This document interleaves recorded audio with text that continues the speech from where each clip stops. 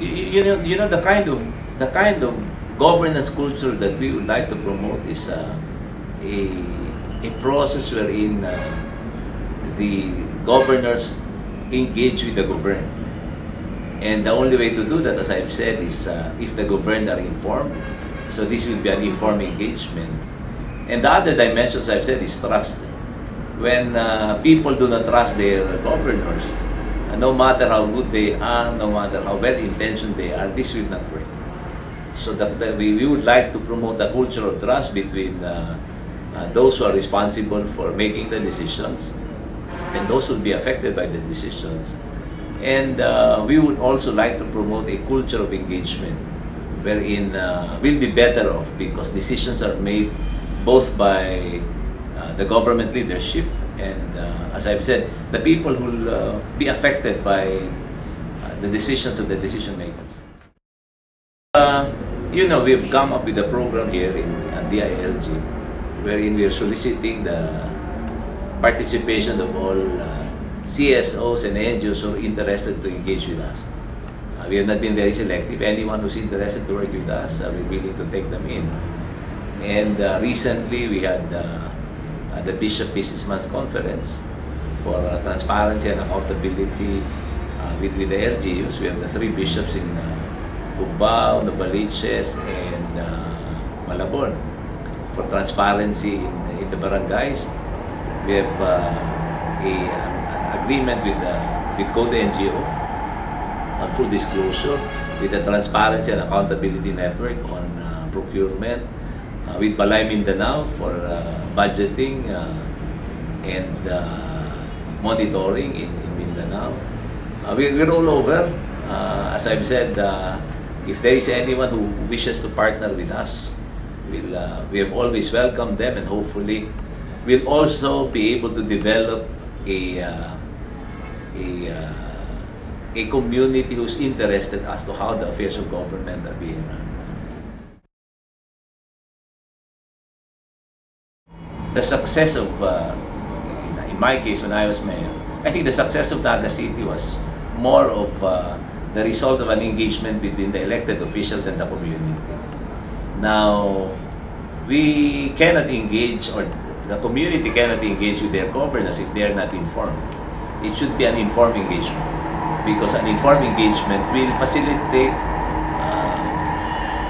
constructive participation by way of fiscalizing, by way of presenting recommendations as to how the conditions in the jurisdiction can be improved.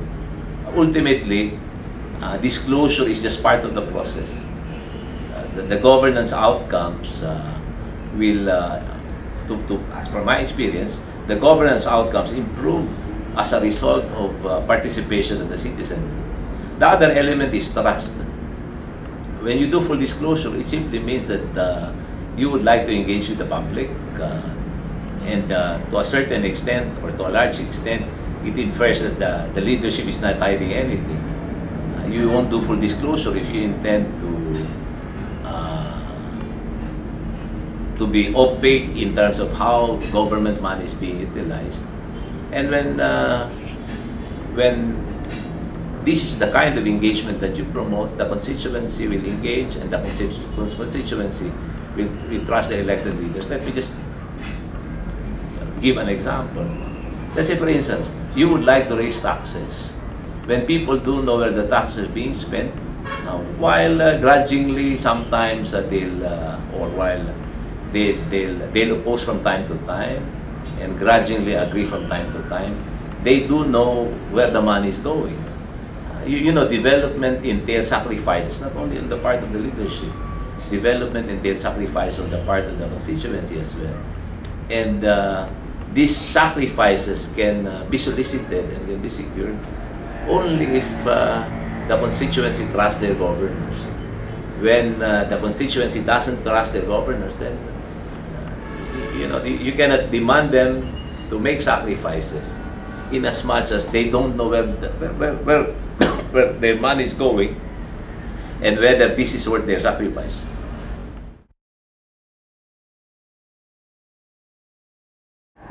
I think, you know, it should be prioritized, and I think this administration is prioritizing it. We just need to fine-tune it so that once we say that's it or it's it, then we're ready. But there is a directive coming from the president. You know, this disclosure arrangements that we did for DILG and the LGUs, this is something supported by the president. So I'm quite certain that as a matter of principle, he would like the transparency and accountability be promoted.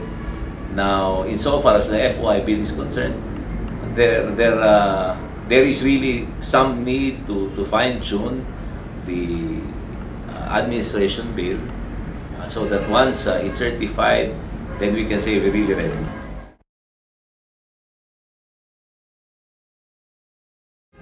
What can be disclosed insofar as meetings of, let's say, the cabinet is concerned, the National Security Council is concerned, and some other agencies wherein if information is leaked or is provided, this will jeopardize either the security of some persons are involved, or in fact the security of agencies or our security in general. So these are things that need to be settled still.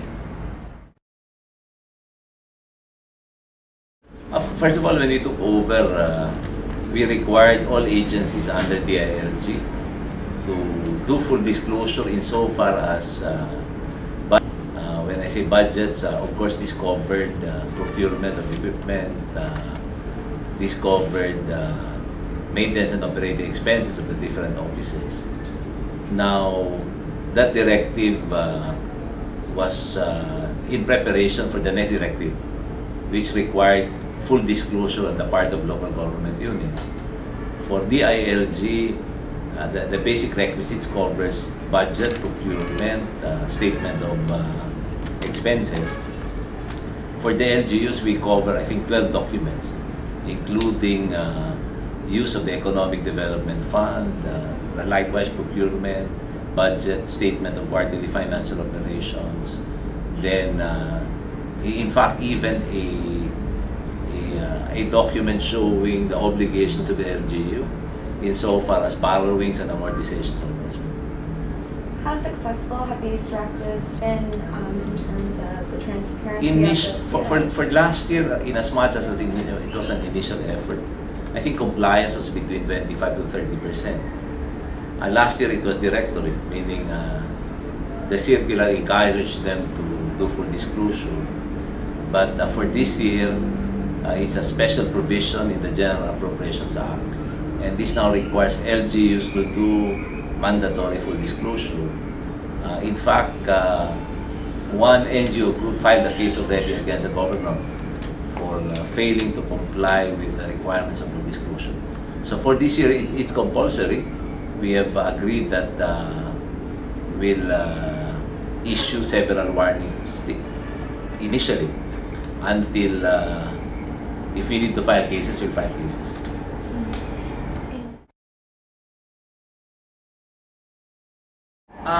First of all, if you take a look at what we did at DILG, it's FOI in relation to finances and budgets only. I think the proposed FOI is more encompassing. And that's the reason why there is some delay insofar as the full passage of the bill is concerned. Now, for instance, budgets, procurement, finances are not internal or national security issues. The public has the right to know as to how taxes are being spent. So my sense is that all national government agencies, not only LGUs, if required to fully disclose how government money is being spent, in fact, it should be offered. There is, I don't think they should be compelled to do it. As we have maintained, this administration should be a model of transparency and accountability. And there is no need for prodding for the heads of agencies to do disclosure on finances. if we try to examine this closely, there are LGUs who would do this voluntarily, but there will be LGUs who might be hiding something. If they can get away with non-disclosure, they'll try to avoid disclosure.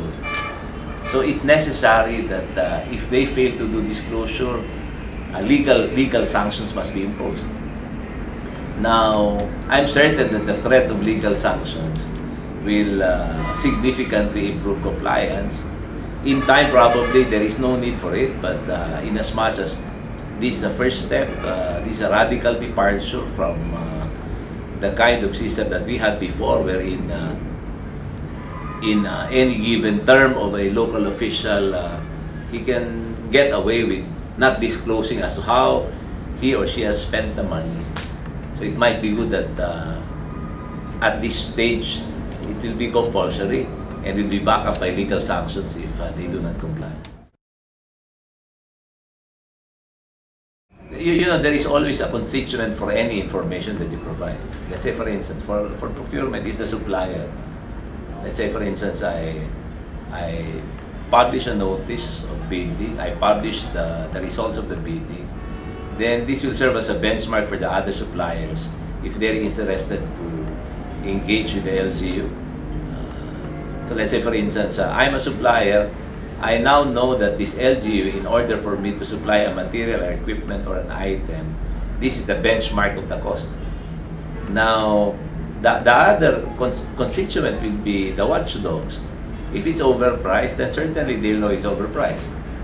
So what happens now is you have people who have varying interests in the information that's being provided, but this varying interest ultimately will redound to the interest of the public.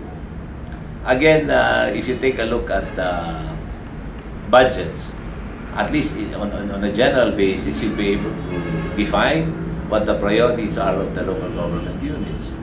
If you take a look at the statement of loans and amortizations, you'll be able to know how much the LGU is indebted and whether leadership is prudent insofar as fiscal management is concerned, or whether they're concerned not only with the finances during their term, but with the finances even after their term.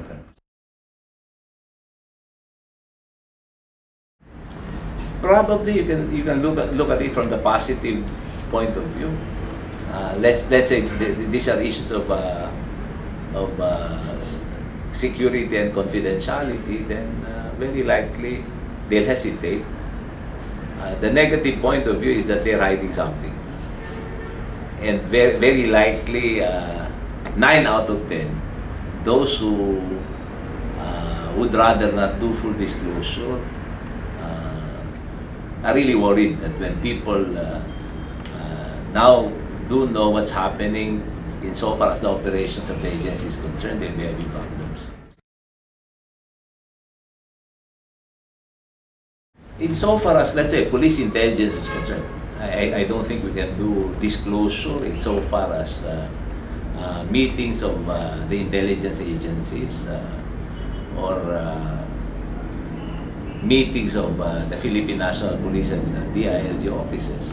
But outside of that, I think we can, you know, there are no other concerns insofar as freedom of the Freedom of Information Bill is concerned.